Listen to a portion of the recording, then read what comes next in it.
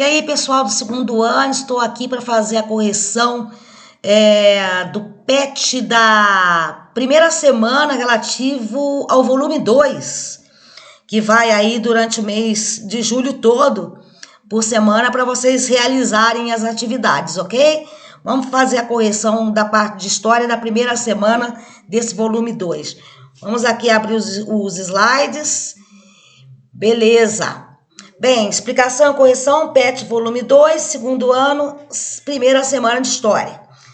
Vamos lá, o tema, construção do processo de independência do Brasil. Como que foi feita essa independência do Brasil? Estudamos lá atrás a questão da família real, a chegada dela aqui, como que ela influenciou esse processo de independência. Então, fique por dentro dos conceitos. Dom João VI, né, e seus conselheiros resolveram retornar a Lisboa, vieram para cá e depois voltaram para Portugal, o que fez em 26 de abril de 1821, deixando no Brasil seu filho mais velho e herdeiro, Dom Pedro I, como príncipe regente. Tá? Ele foi, mas deixou o filho aqui. A permanência de Dom Pedro I tinha como objetivo criar na antiga colônia uma autoridade central para controlar as províncias, evitando a fragmentação do território. Então, deixou o príncipe aqui, era um objetivo. Vamos deixar o Pedro aqui e a gente cria uma autoridade nossa portuguesa e a gente controla, né, para controlar as províncias, evitando que o poder se desfragmentasse, né?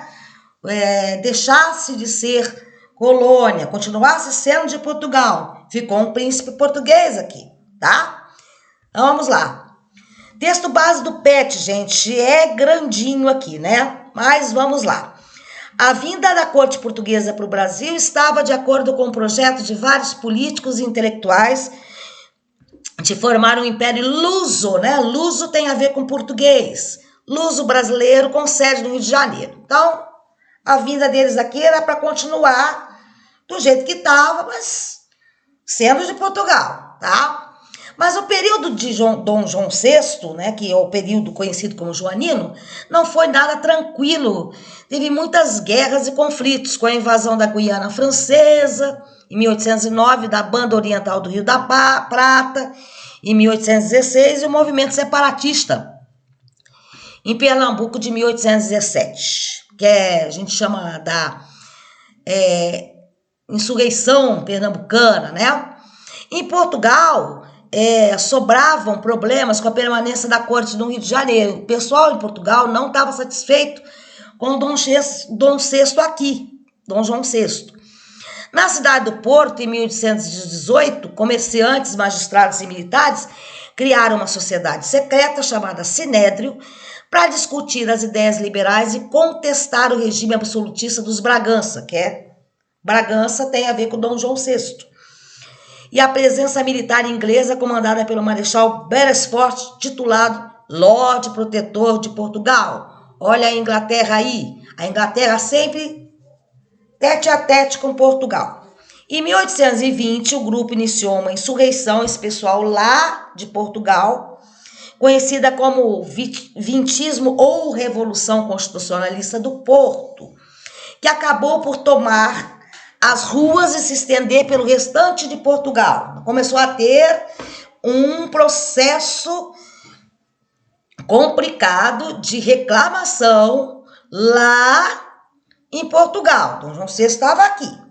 Começaram a brigar lá que o rei tinha que voltar.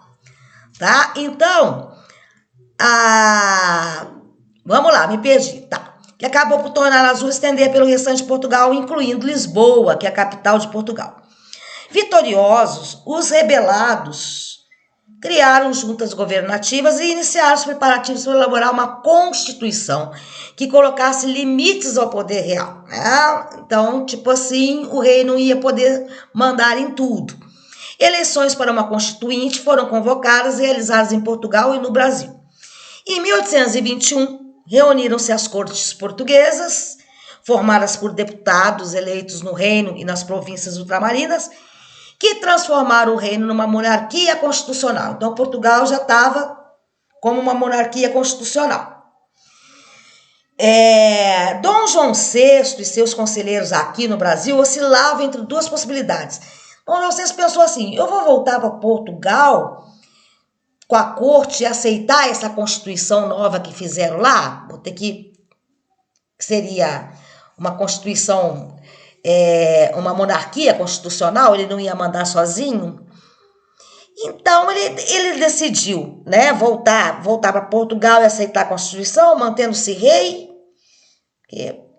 ou permanecer aqui no Brasil sob o risco de ser destronado em Portugal. Então, tipo, ou eu vou para Portugal, mesmo que eu não tenha o poder total na minha mão, mas eu ainda continuo sendo rei, ou eu permaneço aqui e sou destronado lá em Portugal. Já que ele não veio para cá, ó, vamos tirar Dom João VI, colocar alguém no lugar dele.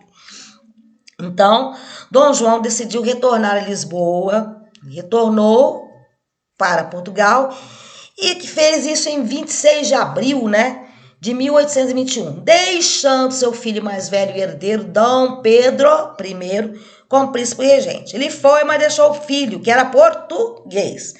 A permanência de Dom Pedro tinha como objetivo criar na antiga colônia uma autoridade central para controlar as províncias, evitando a fragmentação do território. Então, é o texto base do PET, tá? Que está aí para vocês lerem. O que foi a Revolução Pernambucana, né? A insurreição ou a Revolução Pernambucana de 1817, que vocês vão precisar saber para poder responder perguntas adiante. A Revolução Pernambucana de 1817 foi um movimento separatista, o último que ocorreu no período colonial. Separatista é separar o Brasil de Portugal, tá?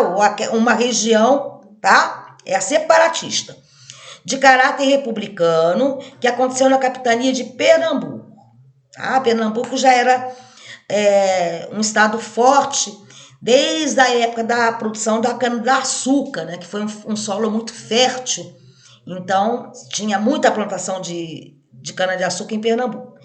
Esse movimento foi liderado pelas elites locais, porém contou com grande adesão popular também. Então, foi uma revolução.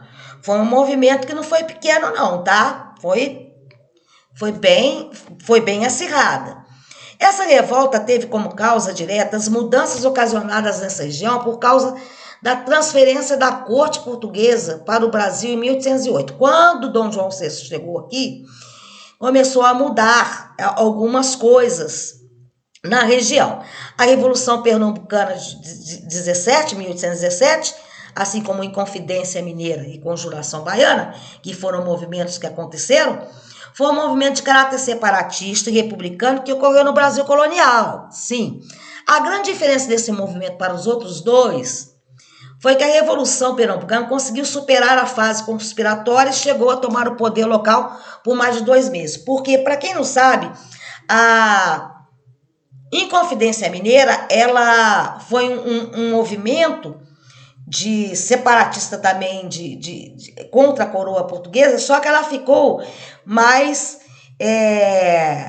nos preparativos, que tem a ver com Tiradentes.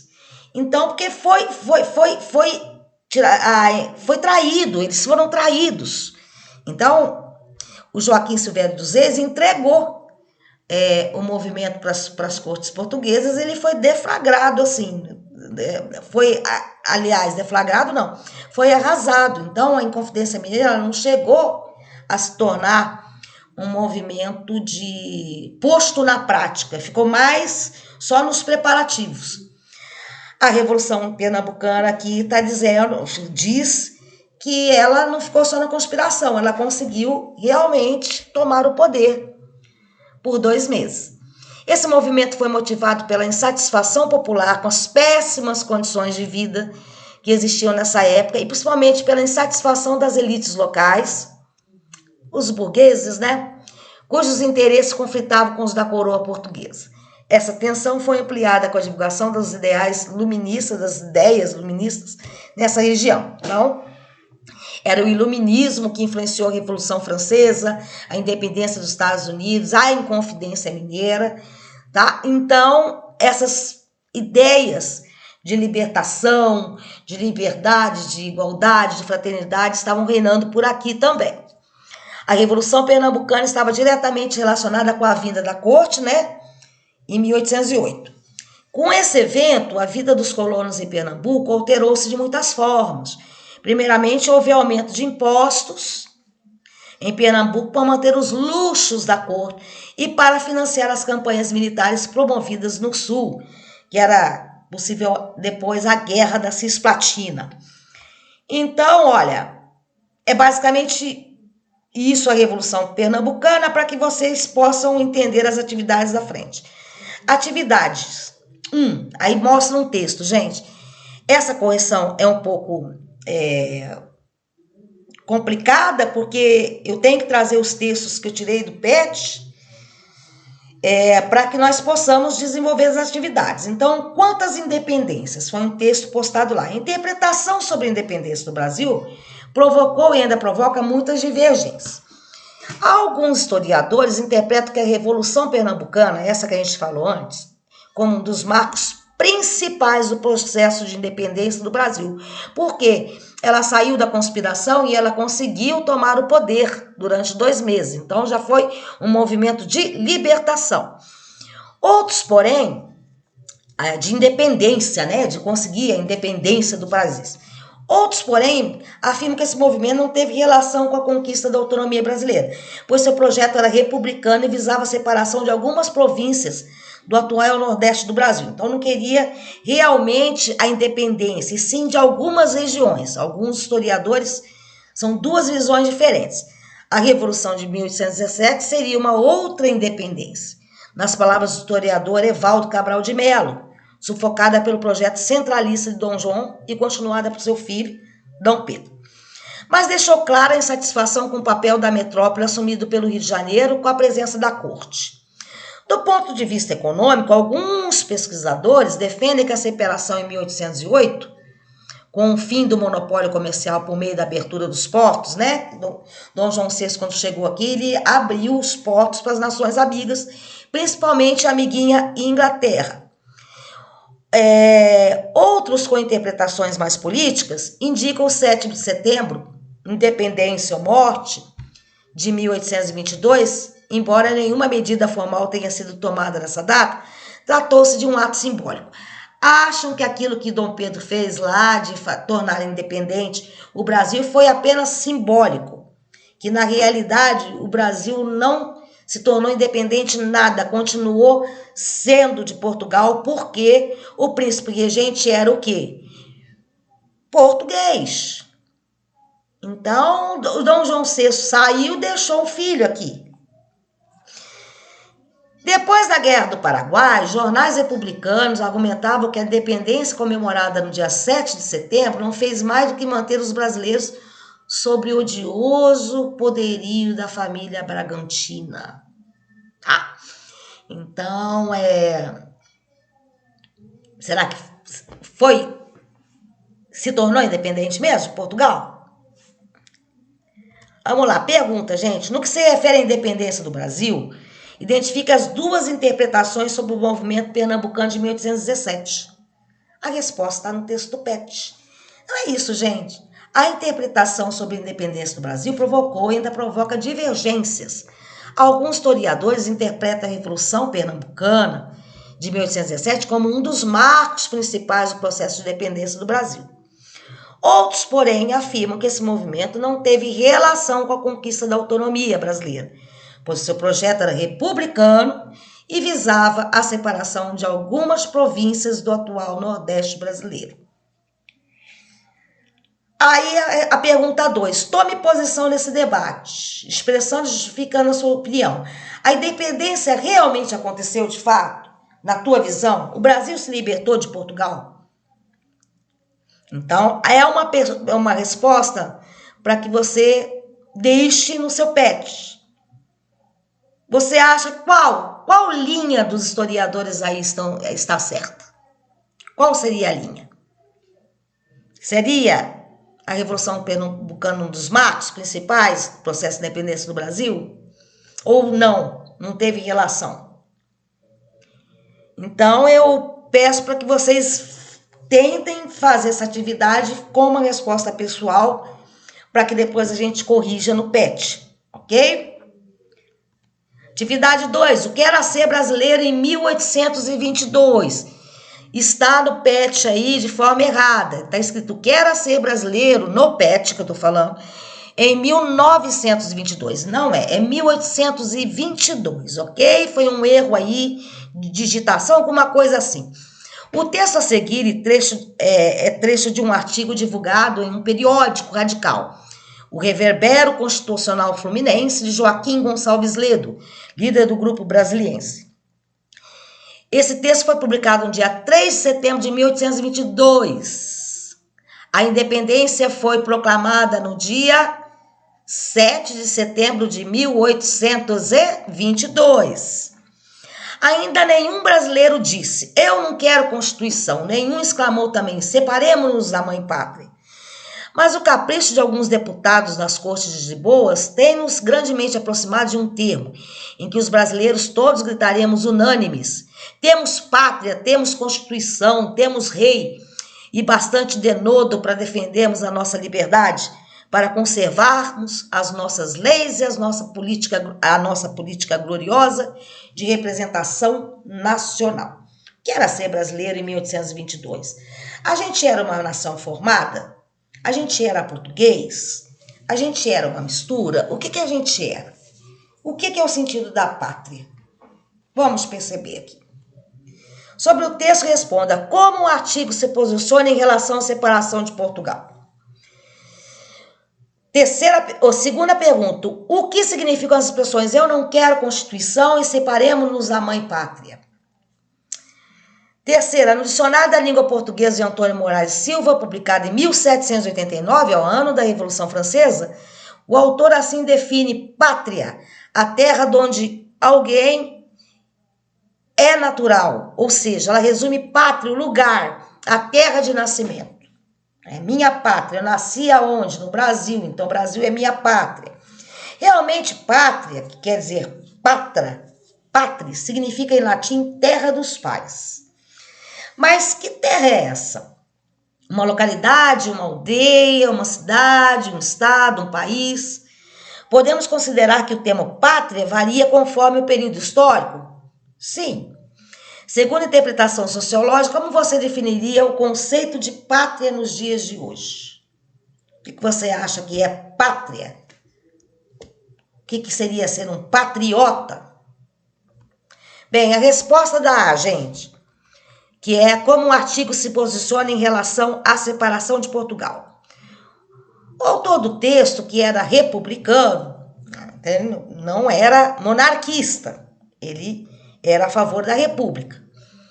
Nos mostra que houve um arranjo das cortes portuguesas no processo da independência, pois houve uma continuidade na manutenção imperial, pois seu filho, que era Dom Pedro I, era português. Então, para ele, aquele negócio de independência mostra que houve um arranjo no processo dessa independência aí, que foi meio um caô, pois houve uma continuidade, não uma ruptura, com a manutenção do império, porque quem continuou no lugar de Dom João VI foi seu filho português.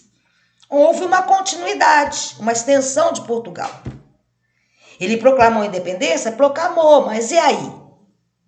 Ele era português? Beleza?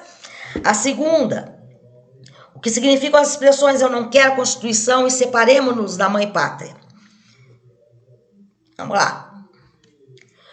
Bem, o povo do Brasil, na realidade, não participava do processo político. Na maioria das vezes, nunca participou. Poucas vezes.